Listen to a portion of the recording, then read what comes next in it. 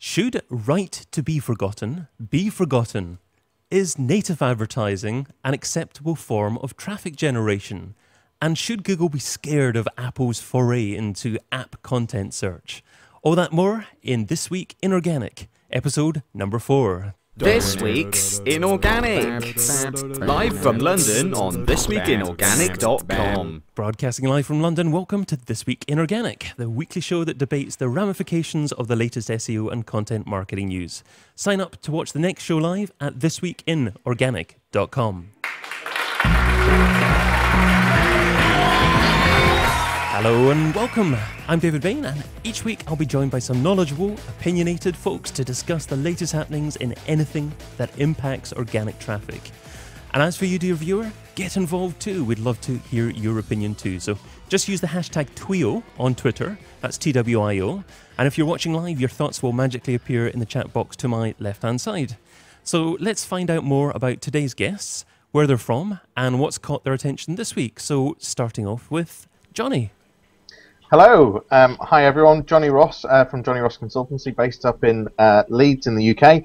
I think this week the thing that's caught my attention is video and how it's Twitter are looking at auto-playing video as you scroll down timelines, and also how everything is moving to HTTPS, and is that good or bad?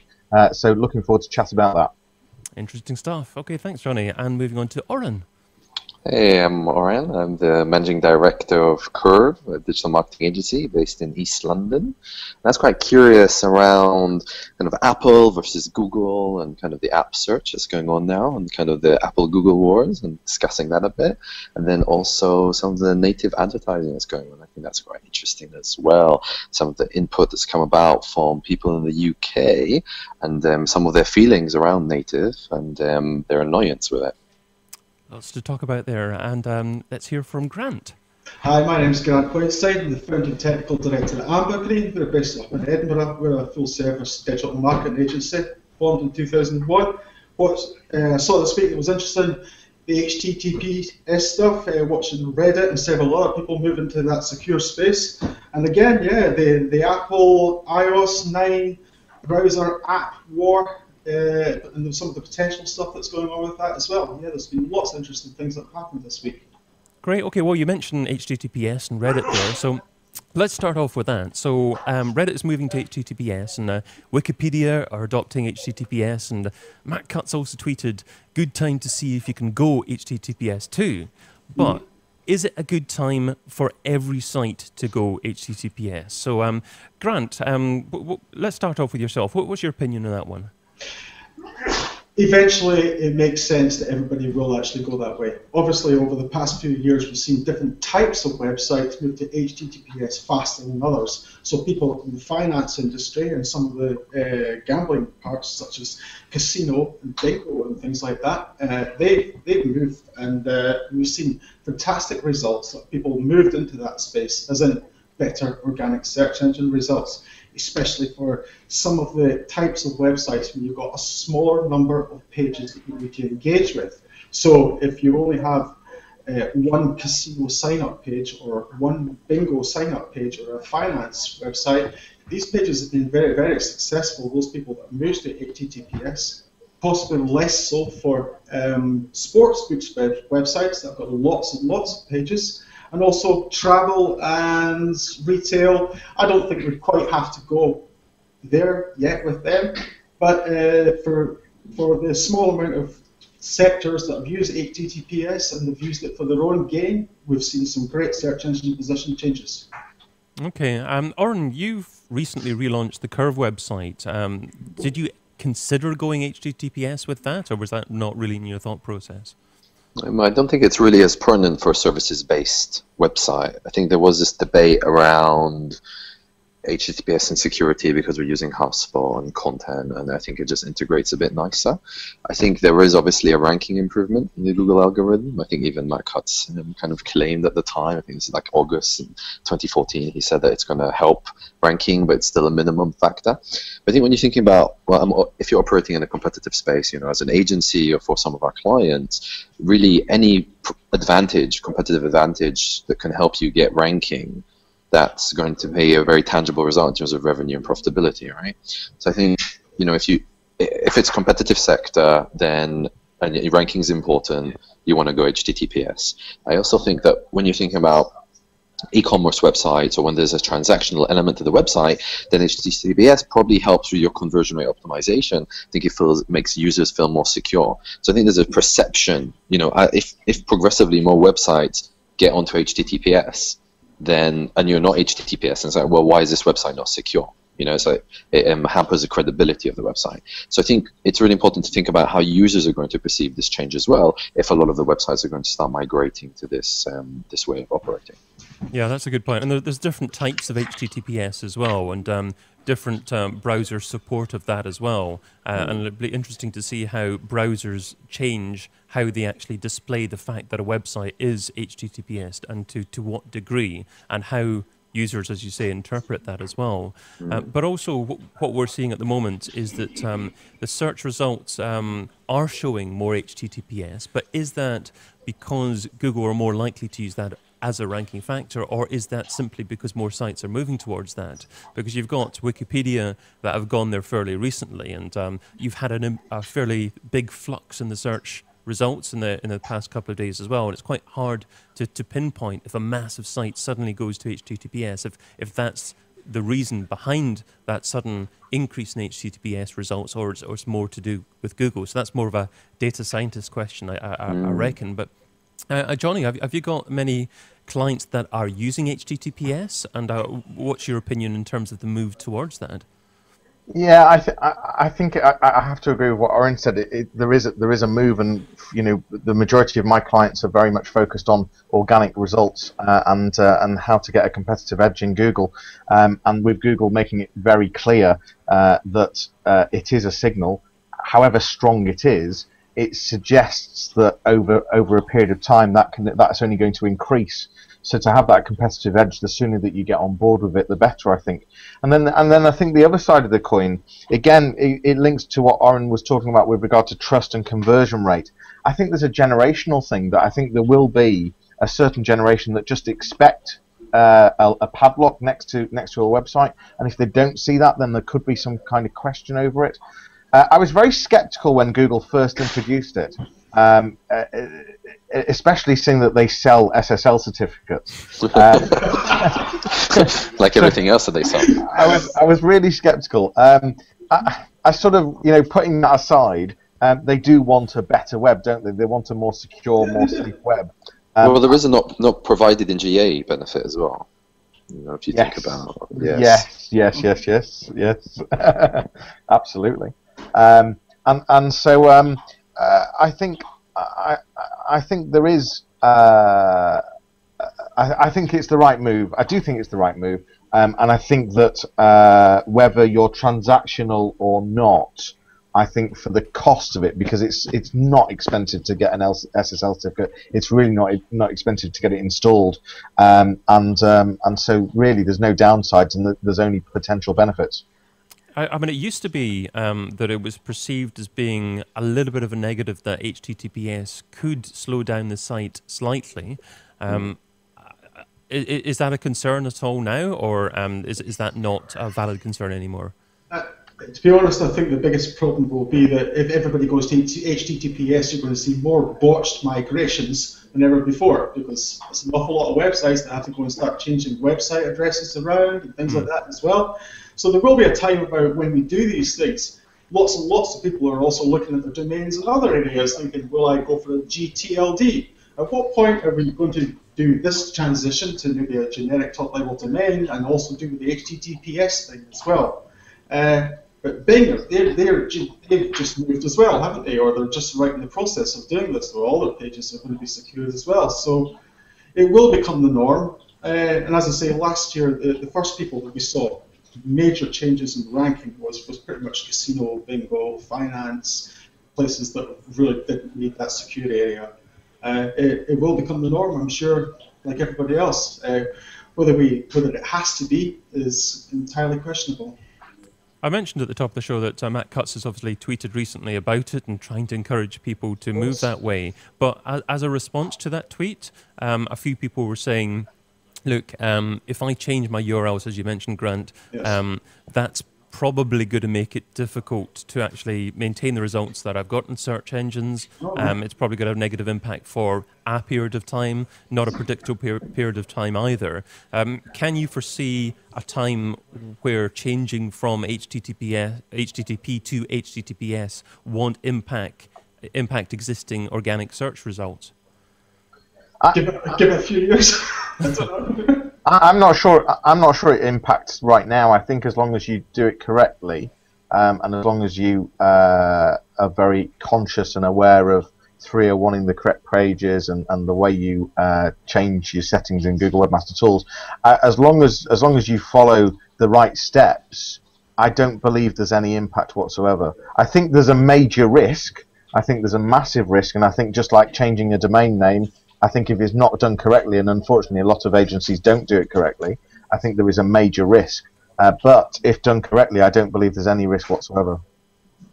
I think it's a cost and benefit analysis that needs to be done. You know, how costly is it to actually make this transition? You know, in terms of the server security certificate, buying it, doing thorough and redirects, getting your developer to recode pages, making sure it's all working smoothly, versus, you know, is search engine ranking particularly important to your business? Because not every website's dependent on organic search, or, you know, if it's a B2B website, it's much more difficult to actually, you know, some businesses work with B2B. It's like search just isn't as pertinent to them.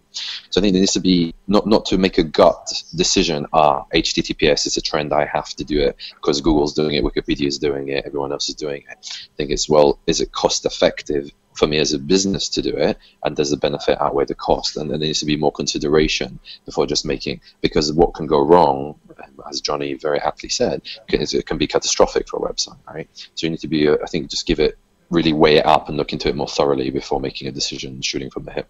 But if you're, say, an agency or a consultancy and you don't actually sell things on your website, that's perhaps something you can weigh up. But surely if you're a transactional website, loads of web pages, an e-commerce website, does that not mean that at some point in the future you're going to have to move HTTPS? So you're probably better off planning it in the fairly soon coming future rather than actually leaving it too long? You should have already been on HTTPS if you're a transactional website. You're a bit behind the times, I think. If you're, yeah, I mean, it depends on the business size, right? But I think most serious businesses now that are transactional, they're going to be HTTPS. I think Orin's right, but I think at the same time, I think there's hundreds of thousands of small to medium size e-commerce sites that just are not at all, because they're using third-party gateways. They don't believe they need to. But at the same time, if you look at the blue chips and the sort of well-known brands, they'd be absolutely behind the times if they weren't. But I think there is a massive segment that just have never considered it. We've got Stephanie Catcher on Twitter tweeting about our conversation on HTTPS there, so thanks for that, Stephanie. So if you're on Twitter, so use the hashtag TWIO so we can have a look at your conversation and maybe give you a shout out on the show. But let's move on to the second topic. So in Apple's iOS 9, when a user performs a search, Apple will be able to find content within the apps that the user installs and pull that content to the device search results. So now potentially a massive move to keep users within the Apple ecosystem, perhaps that is from Apple. So should Google be scared? What about you, Grant? Should Google be scared with that? Quietly, yes, they should, and for a number of reasons. And it's more about that whole browser app war that's been sitting on in the background for quite a little while. The sheer fact that we've got iOS ad blocker and iOS ad mobile blocker that's slowly but surely beginning to sort of control some of the revenues. But when adverts are getting shown, obviously the more people that use native apps means to say that they will have far more control over what they can show and what they can't at that moment in time. And let's face it, Apple haven't had the penetration that they should have within the search market compared to the size of the device market that they have.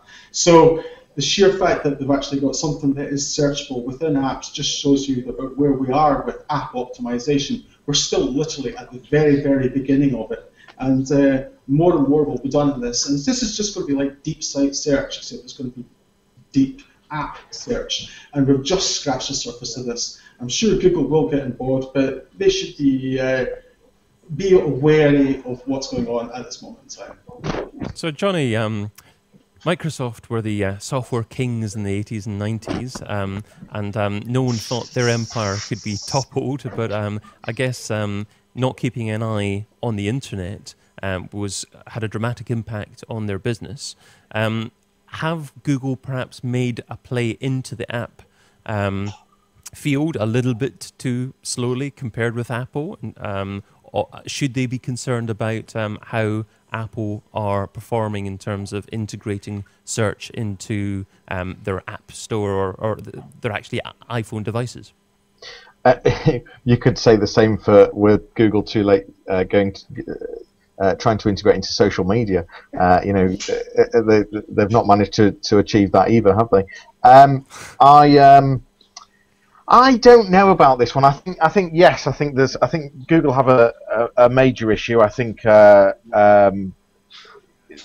more and more there's more and more push away from Google with different browsers and different phones. I think that, but I don't think there's that big a concern, because I think depending on what you're searching for on a phone, if you're on an iPhone, then I think there's still that instinct to go to use Google, and I don't know what the market share is, but even with regard to Apple Maps, I think there's still an instinct for people to want to use Google Maps more than Apple Maps. I don't know if there's some stats on that. This isn't a big area for me because I don't do a lot of app work at all. But my sort of gut reaction is that, in answer to your question, yes, they are too late, and the same is said for social media. But at the same time, I think people love Google and will continue to go to Google for search. And I can't imagine using Apple search and getting some of the results that I want, because I don't think we've not got apps for everything. We've got apps that help us do things, but not necessarily for searching things across the web. Mm. So, Oren, you've got a lengthy background in SEO and content marketing. Mm-hmm. Do you see yourself moving towards offering app content optimization services, or is that something that isn't likely to be a common service? I think what's interesting, the question fundamentally is looking at how users use mobile devices with search. So if you think about it, if you actually look at some of the data, it's quite interesting about when you look at the Google, they release some kind of a paper on their path to purchase, right?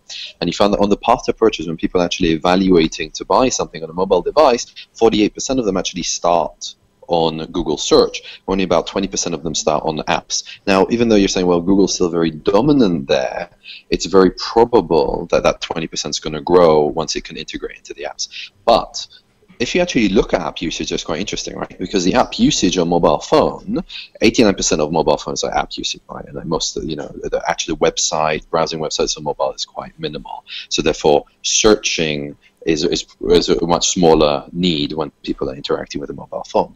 But what people are using on their phone is really interesting, right? It's mostly going to be games, it's mostly going to be social.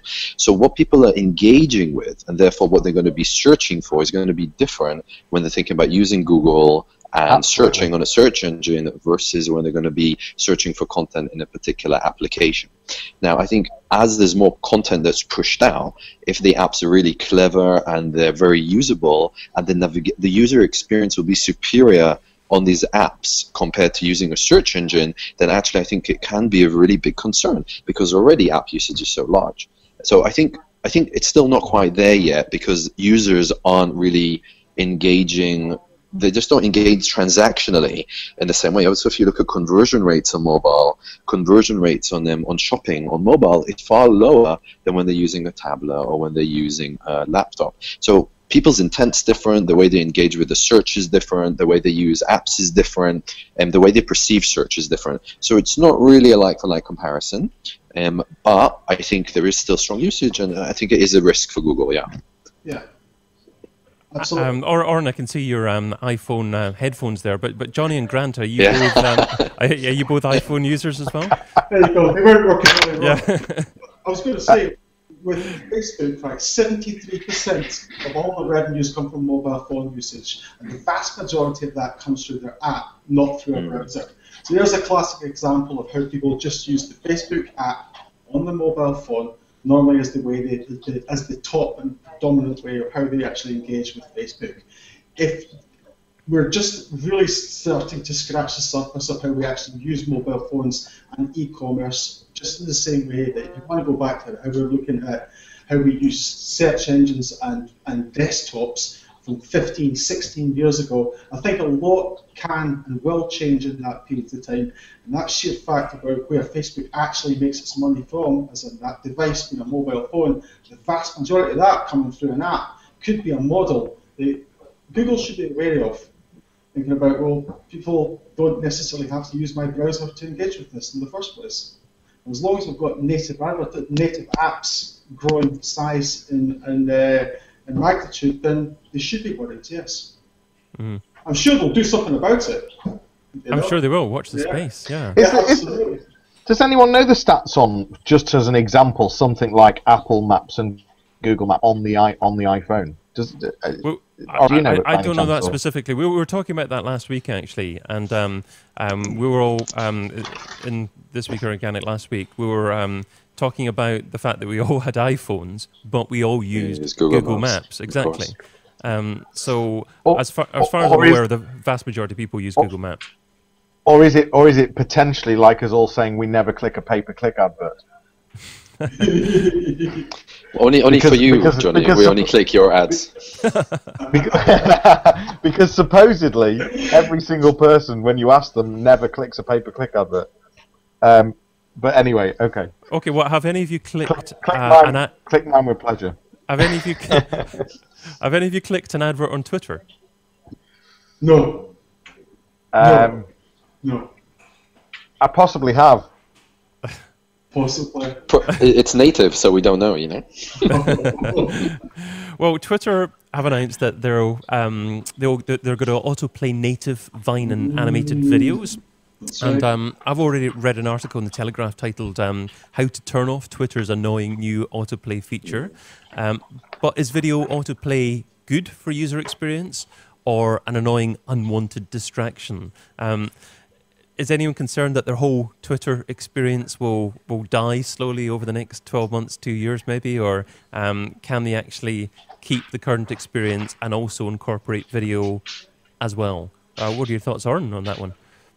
It's very interesting because if you think about how Twitter developed, I mean, when the Twitter first came out, I didn't believe it was going to take off. You know, I was one of those who made a fatal mistake. And it's kind of the short form and speed of it is really what lends to its usability, right? It's kind of like, it's very quick information, it's very rapid, it's short, it's very digestible. But suddenly when you start introducing autoplay, it just starts to get cloggy. I mean, also for the users, think about their data allowance, kind of, you know, not everyone is on an unlimited plan. Then you think about, you know, in terms of connectivity, sometimes they're not in such a good area to connect. I mean, I kind of see it as kind of being a sluggy, cumbersome experience. It seems like, you know, it's a Silicon Valley thought, you know, where everyone in Silicon Valley is super connected with fiber optic. But I think in reality, when you think about mobile usage, people are moving around and engaging with it. I see it kind of cumbersome. I see it's quite difficult. But I see that video can have higher engagement because video, you know, we are visual creatures. I think it will increase. And I think commercially, in terms of businesses, it will be a viable effective form of marketing that can't be ignored. But I think that the form of video for Twitter will be different than the form of video on other channels. So it will create its own ecosystem and own specialists that will have, its own kind of error, because, it's undeniable how active Twitter is in terms of its user base. It's also interesting that Twitter are only doing native Vine animated GIFs at the moment, because a lot of YouTube videos are shared on Twitter. But if they started also playing, perhaps that might drive people towards YouTube. So perhaps it could be a way of growing Twitter's native video player. But of course, by 2020, about 55% of web use is reckoned to be video. So video is going to be a massive place. But is there really a place on Twitter for video? What are your thoughts on that, Johnny? Well, interesting stat you just gave, because Cisco are saying that by 2017 that 80% of internet traffic is going to be video. I think video, I think, is really important. I think everyone ultimately engages in video far more than images or text. And I think that, but I think at the same time, video it tends to be people's Achilles heel, because video, people don't like doing video. There's a lot of people that don't like being on camera. There's a lot of people that put a lot of barriers in place with regard to the quality of the video, and so therefore think that they can only do video if they're spending a lot of money on the quality of it. I think the move by Twitter is the right move, because when I look at, I very much like looking at people, watching what people do and how people use things. And when I, even if I'm just on the train or a bus, or I'm just in a social circle, and I'm looking and constantly, the majority of people are looking at video, whether it be on YouTube, whether it be Facebook. I've got friends that are constantly scrolling down Facebook, and all they're doing is just watching video after video after video. And so I think it's the right move. I think that it's possibly a bit too late for Twitter, because recently I think I've heard people are saying that they're bored of Twitter, and so I think that I'm sort of quite pro it, really. And I think more and more businesses need to start doing video. Especially when you've got the likes of apps like. Even this Google Hangouts, it's a live video conference. We've also got things like Periscope and Meerkat, where you can very easily and quickly stream live video, and there's massive uses for that. Not just for sort of business and fun, but there's all sorts of different uses. So yeah, I'm quite passionate about video. And what about you, Grant? Because I noticed that you tweet from your Amber Green _ says Twitter handle.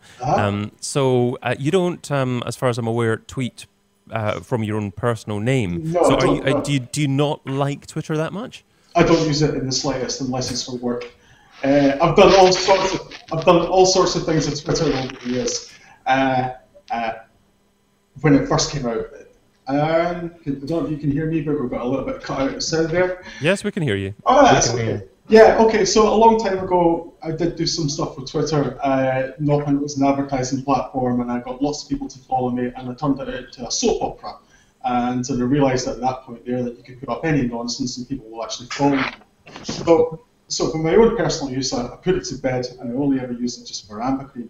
But as far as video goes, it's ever present, it's a ubiquitous format, it's not going to go away, and it's not going to go away because it works, and it generates all sorts of revenues for publishers. So the fact that Twitter are obviously launching or have launched Periscope, their video app, might that not tempt you back to Twitter? Maybe yes, maybe no. But we're also at the point where we might actually get to a point, this almost goes back to the conversation we had beforehand, we might even get to a point where people are willing to pay a premium not to see video ads. Like, why not? In the exact same way. Remember when Spotify came out? I mean, this is brilliant. And then all of a sudden, it was just advert after advert after advert. And all you want to do is just either subscribe to it or go and join up Napster or something and pay your monies so you don't have to do all those adverts. We could actually get to this point where there are so many video feeds and so many video adverts coming through that you might actually pay a premium just not to see them. I reckon it comes back to the discussion that we were having last week, which was about how Twitter are actually monetizing their offering, and perhaps they're not doing it so well at the moment, and they're struggling with that a little bit. Yeah, that's true. Yeah, they probably are to a certain extent, and it's interesting to see that. Very, very interesting to see what's going to happen. I can imagine if you are that Twitter star that has millions of followers, the fact of being able to use video is just going to be even more effective for you as a communication tool. Yeah, I mean, it depends on your personality. You latch onto the social network or the communication style that you're most comfortable with individually, I guess. Mm-hmm. Yeah, we'll go along with that. Okay, well, coming up, we're going to be talking about Google Trends, right to be forgotten, and native ads. You're listening to This Week in Organic, live from London, on thisweekinorganic.com. But first of all, we've got a few shout-outs. So when you sign up to watch This Week in Organic Live, you're encouraged to socially share the show, and in return, we give you a shout-out. So shout-outs this week to Stephanie from wishexpress.com, Fred from PaulaShacksStudios.com, and Fred from ColoradoTech.edu. So I'm not sure if it's the same Fred, but Fred, Stephanie, thank you so much for the social shares. Much appreciated. But moving on to the next topic, which is, with Google Trends, you can now analyze which stories have broken in the past hour and how popular they are in terms of Google search volume. But why are Google doing this, and what benefit could this have for businesses?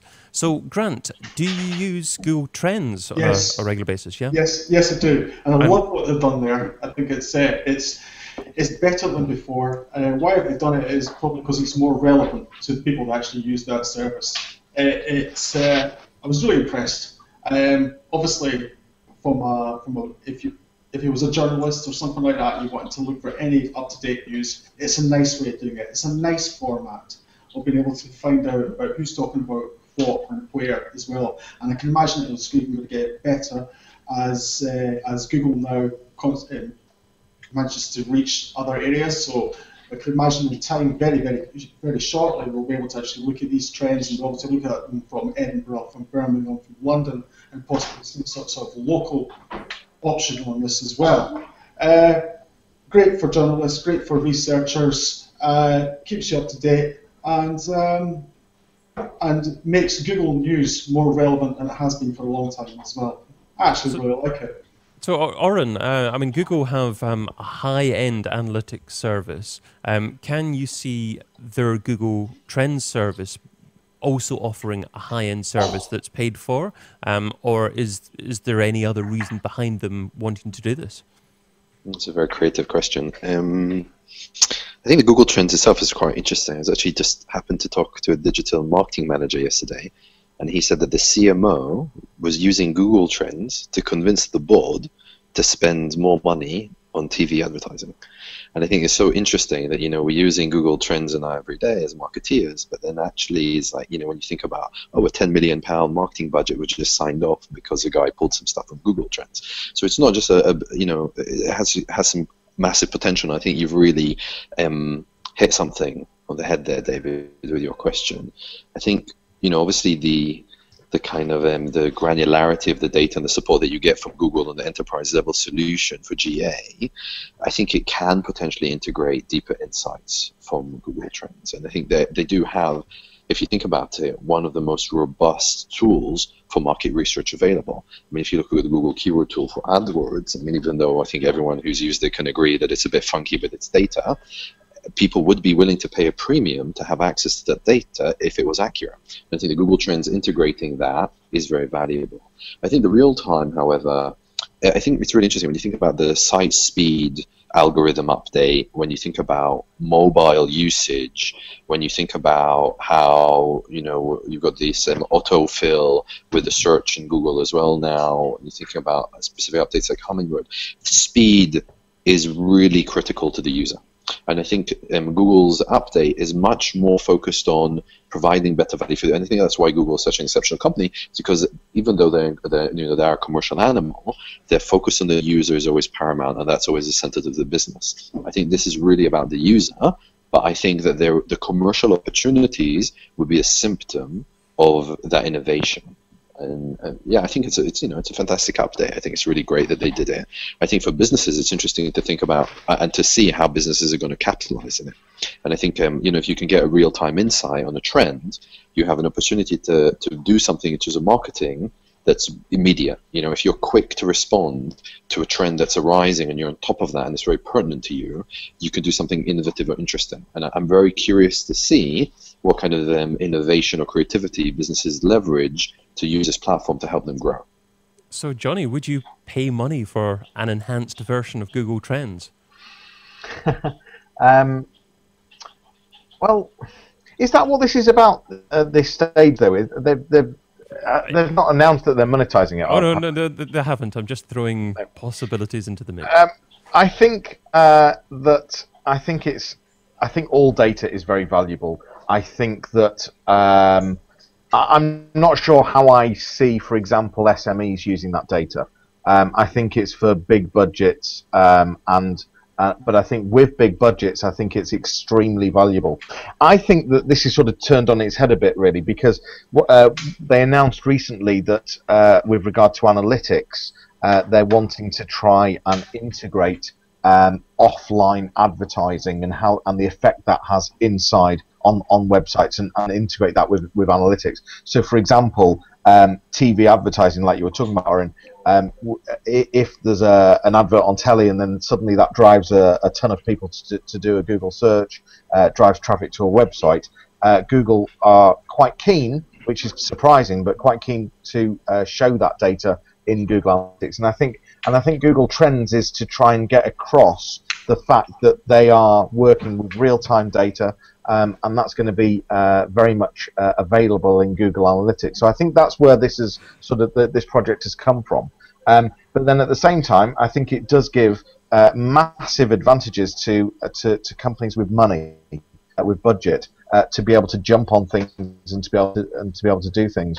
And it's an interesting space. And I guess the answer to your question is yes. If it was appropriate for my company, I'd absolutely be paying for that data. I mean, one thing I was thinking is it gives content producers an excellent tool to actually research what's being discussed at the moment, just in the last few moments, and then take a different angle on that content and leverage what's being discussed at the moment and hopefully ride that wave in social media and drive more people back to their content. You've got to, but to be able to do that, though, you've got to have the time and the resource. And so it depends on the size of the business as to whether you can jump onto that or not. Do you agree, Oren? Do you think that small businesses can leverage it, or do you think it's more advantageous for larger businesses? I think it is definitely more advantageous for larger businesses in terms of the value of that data. I think because really, if you think about having statistically significant enough data, that's only going to be pertinent to trends that are quite big, and obviously small businesses have a much harder time making noise in the marketplace, regardless of whether or not a trend is popular or not, right?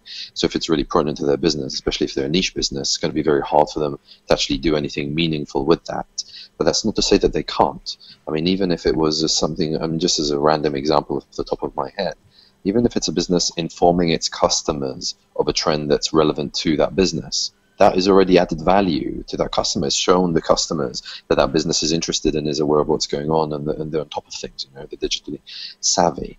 And I think that the crux of it is how digitally savvy is the business and creative with its ability to leverage that data. And that's kind of, that was my point before. I'm very curious to see how people more creative than I come up with really great ideas to leverage it. And I'm sure there isn't a shortage of possibilities with it.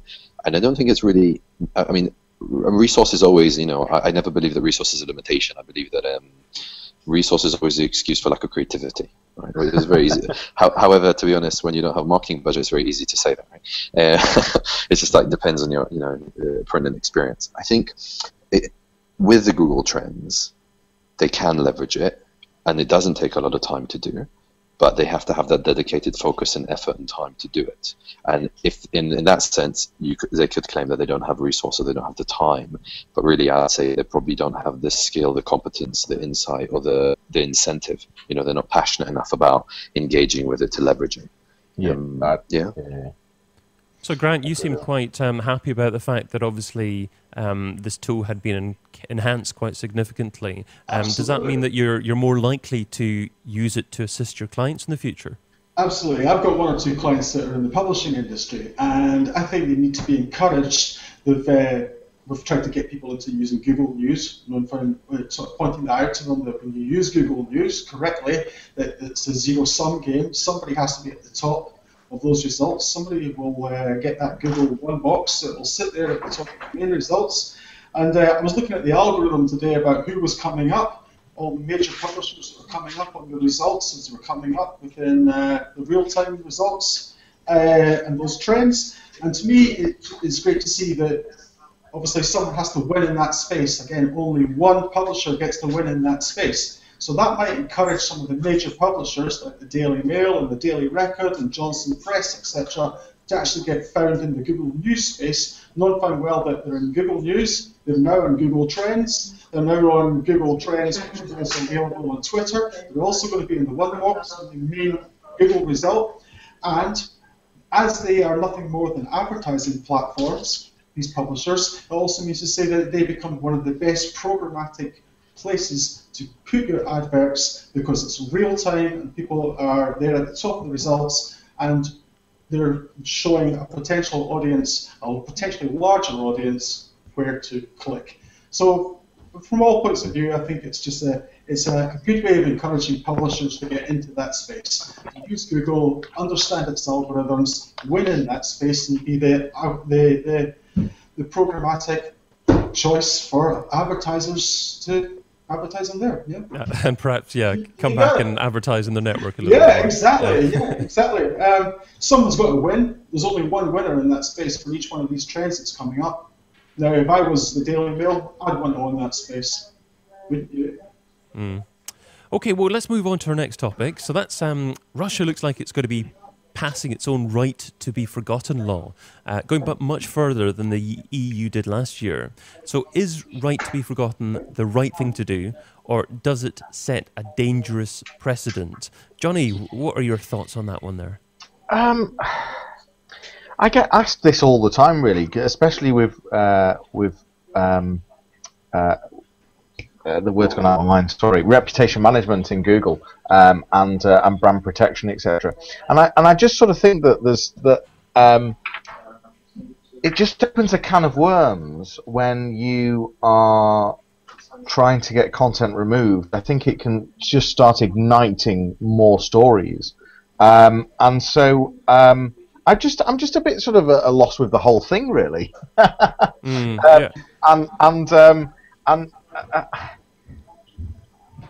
I fundamentally don't agree with it. I think. Yeah, I mean it's what you're saying. You fundamentally don't agree with what the European Union EU did. Let's say EU rather than European Union. Yeah. Russia have obviously taken it a step further, and they're actually saying that if anyone requests for a particular piece of content not to be found, without giving any links at all, for that content to be removed, no matter where it actually happens to be. So that's obviously a completely different ballgame, really. Just describe that again. Sorry. Well, the European Union, the way that the law was implemented was that if someone requests that a particular piece of content, so a link to a piece of content, a specific URL was to be removed, then they can request that URL to be removed. Their proposal in Russia, as far as I understand, is for people to actually request that a story or a piece of content to be removed from search results. But that piece of content, they don't necessarily have to give a link to where that piece of content resides. It's all about just that content, that information not being found in search engines. Okay. Well, also that under public figures. So also the one in the non-EU is that they, in the EU you can't remove data on public figures, but I think in Yandex it's like you can, which is very good for dictators, but not necessarily good for the average, average user. Oh, I'm looking up a dictator and he's not there anymore in the Wikipedia. That's odd, Which in Russia, sorry to all the Russians listening, isn't that far-fetched, to be honest. Grant, what's your opinion on the existing EU legislation? Is that fair and reasonable to be able to request for a specific URL not to effectively exist in a search engine? Romantically speaking, yes, but only romantically speaking, because you can't have it both ways. You know, I did like the idea of the right to be forgotten, and for all the correct reasons for that. But unfortunately, when people start putting their own different spin on this, like what Russia's trying to do and what France is trying to do, I think they're taking it a little bit too far. Because where do we end up with this Russian thing? There's so many things that happen in Russia that they don't get to talk about, they don't get to express themselves, whether it's about Ukraine, whether it's about Crimea, whether it's about homosexuality, whether it's about bribery. There's a whole lot of things that the Russian media have a real struggle with at this moment in time.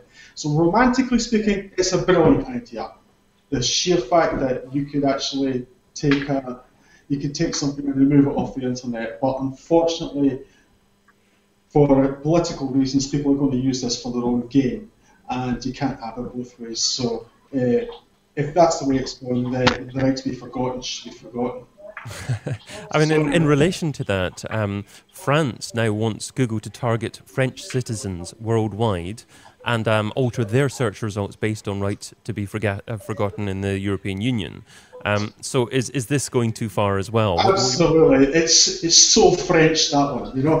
And I love the idea of when in France you behave like the French. You are French, right? That's great. But as soon as you go beyond the borders of France, don't tell us what to do. It's not your country anymore.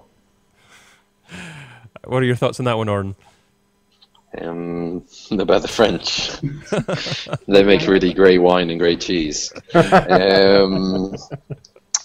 think it's not unlike the French government to pull something. I think the problem here is there isn't really the people who are making these decisions legislatively. They don't understand the technical complexity of how data works. You know, it's not possible to remove Charles Darwin because that guy happens to be called Charles Darwin, and then you've removed all the information on Wikipedia that's to do with Charles Darwin because you didn't provide specific links to it. I mean, it's kind of, you know, and it's just like, I think that there's a fundamental misunderstanding of how linguistics works, natural language processing. And because they don't understand the technical nuances, it's very easy for them to make these broad laws because they're worried about privacy or pissing off the public. And I think both what Russia's doing, it's ludicrous. I mean, it's gone way beyond what the EU had done. And I think the French is just, I don't even know what's going on there. I can't, no comment.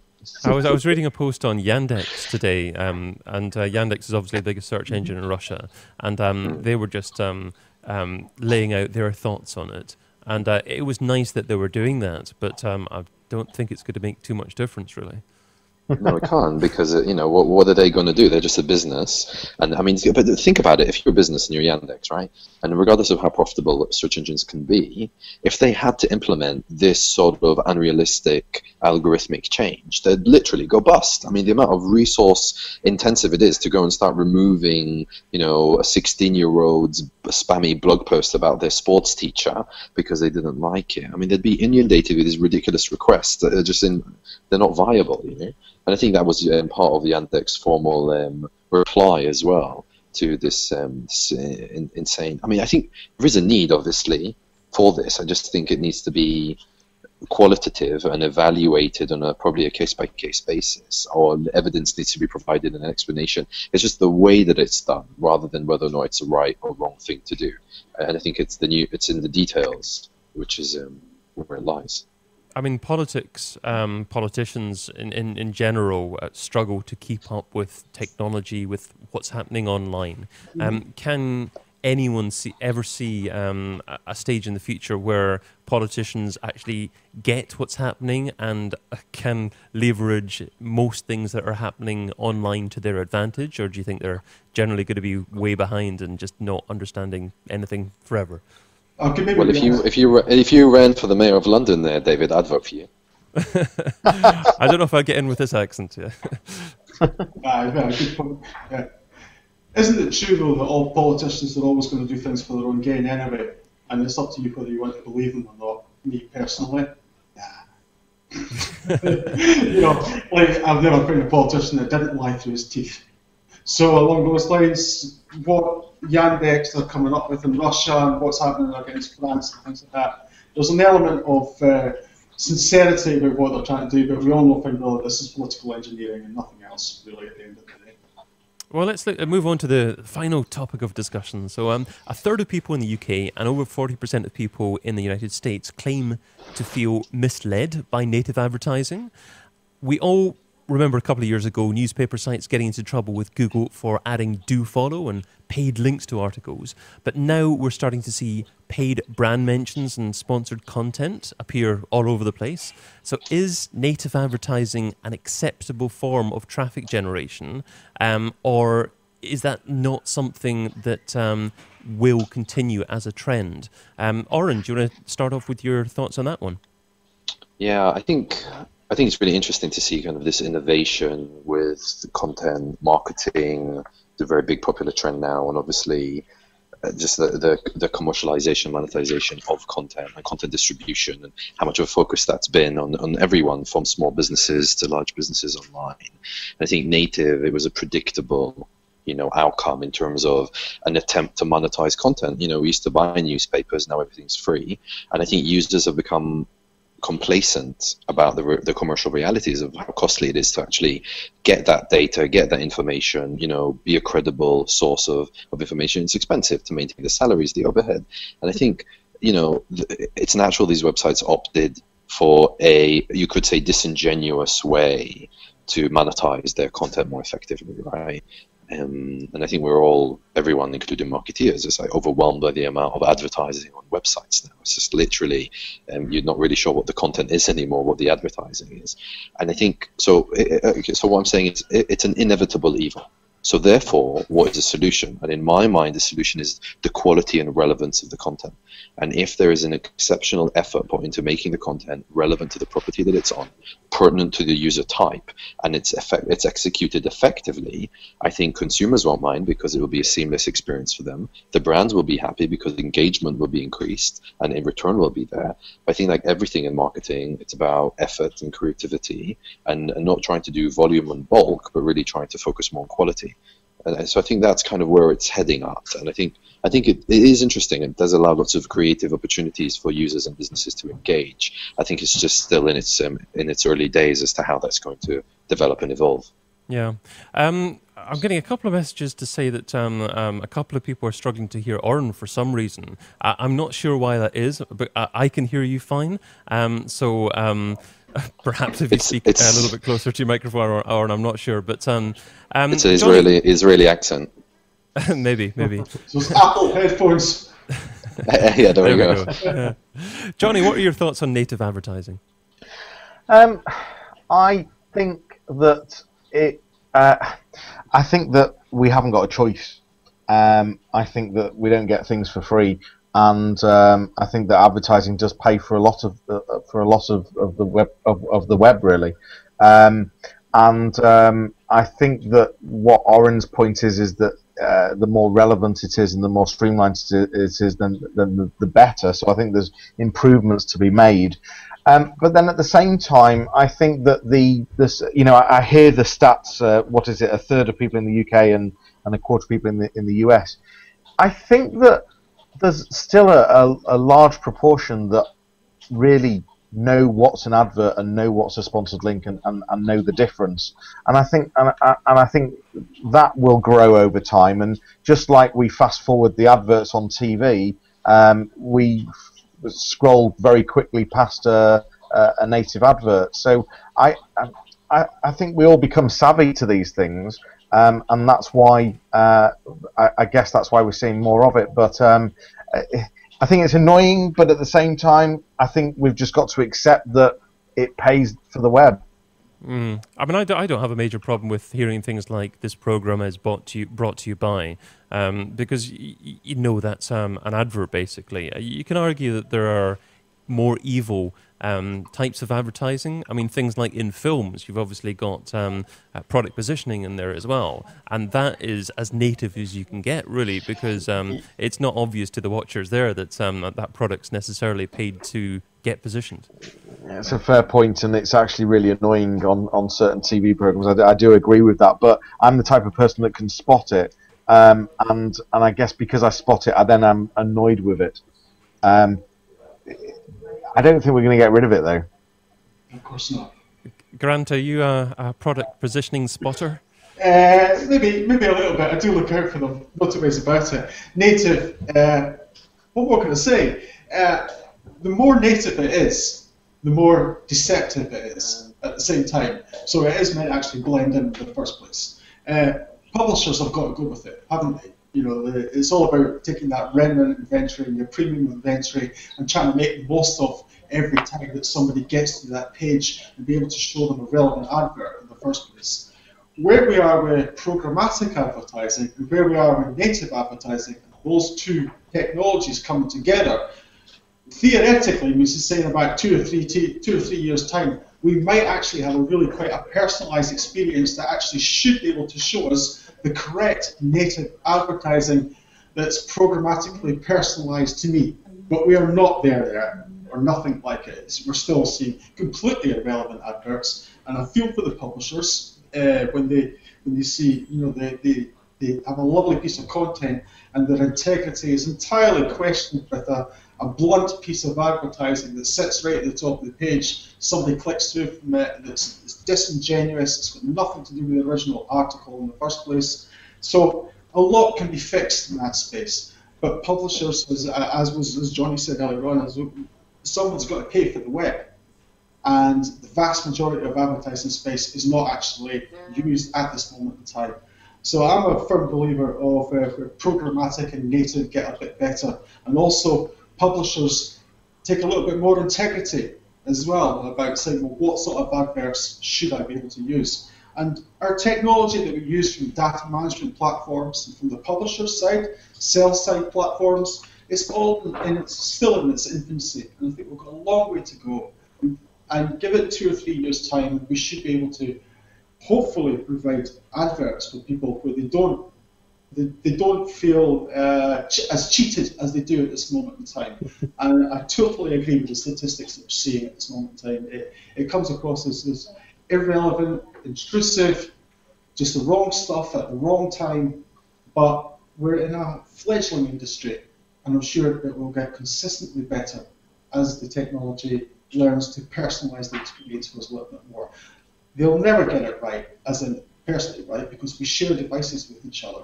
You know, that stuff you and me, or me and somebody else in the family are on Amazon, and all of a sudden you see all sorts of suggested things that has absolutely nothing to do with you, but it was actually about your son or your wife that was actually looking at them at the time. You're always going to have problems that way, but native's here to stay, and the reason why it's here to stay is because we have to pay for stuff, and it is the perfect way of doing it. It's just a bit blunt around the edges at this moment in time. Remember search engines where you used to see those really terrible adverts? Think, why on earth is that there, right? Eventually, in time, advertisers will realize that they can't afford to have rubbish adverts because click-through rates eventually will suggest that that was a total waste of time. Well, eventually the audience will vote with their feet as well. Exactly that. And as I say, we've only just started with programmatic and personalised together. And that's got a long, long, long way to go to actually personalise that experience, so we start seeing the correct native adverts for us personally, rather than something that just seems totally irrelevant to the page. Okay, great stuff. Okay, well, I reckon that just about takes us to the end of this week's show. So just about time for a single takeaway from everyone, so everyone can have a think about maybe one thing that they reckon the audience should actually take away from what's been discussed today, and also some sharing of details where the audience can find out more about you as individuals. So starting off with Johnny. Yeah, sure. So I would suggest that if you have a website, you should start using HTTPS and get an SSL certificate. And also, if you have a website, you need to really start considering video and how you're going to integrate that into your business. I'm Johnny Ross from johnnyross.com, and my Twitter handle is JR Consultancy. Very happy to take any questions after the hangout. Thank you. Great stuff. Okay, now I'm not sure which Oren to talk to here, because I've got two Orens that have joined the call. My iPhone went all wonky, sorry. Can you hear me? Can you hear me? Yes, absolutely. Okay, well, if you could possibly, hopefully everyone else can hear you, if you can possibly give one takeaway and where our audience can find out more about you. I think to find out more about me, I think just check out our website, curve.co.uk with a K. I think my one tip is don't move to Russia. Or if you do, don't take an iPhone with you. One tip. I think have a play with Google Trends. See if you can come up with a creative, innovative idea of how to use it, and then email me and let me know. I'd love to know. Sounds great. Okay, and last but not least, Grant. Right, how to get in contact with us? Go to ambergreeninternetmarketing.com or the Twitter handle ambergreen_says. That's a good way of getting in contact with us as well. And takeaway from today would be about the HTTPS redirects. I think it's inevitable that more and more people will get that way. And I'm going to ask you to please think about your website as it currently stands. And you're going to migrate the whole thing across. Some people do it well, and some people will kill off your business by trying to do it for you. So be very, very careful about who you deal with. Oh yeah, and keep away from Russia as well. And if you are going to do something with social media over there, keep it quiet. Thank you. And I'm David Bain, Head of Growth at analyticsseo.com, and you can also catch me interviewing online marketing gurus over at digitalmarketingradio.com. So if you're watching the show as a recording, remember to watch the next show live. You can take part in that TWIO discussion. So a few people have been tweeting live. It'd be great to actually have you tweeting next time as well. So head over to thisweekinorganic.com and sign up to watch the next show in real time. But for those who are watching live, thank you for participating, and remember to continue sharing your thoughts using the hashtag TWIO on Twitter, so just the 4 letters TWIO. So until next time, have a fantabulous weekend, and thank you all for joining us. Adios. Thank you, Dri, thank you for being a part of it. My pleasure. Bye.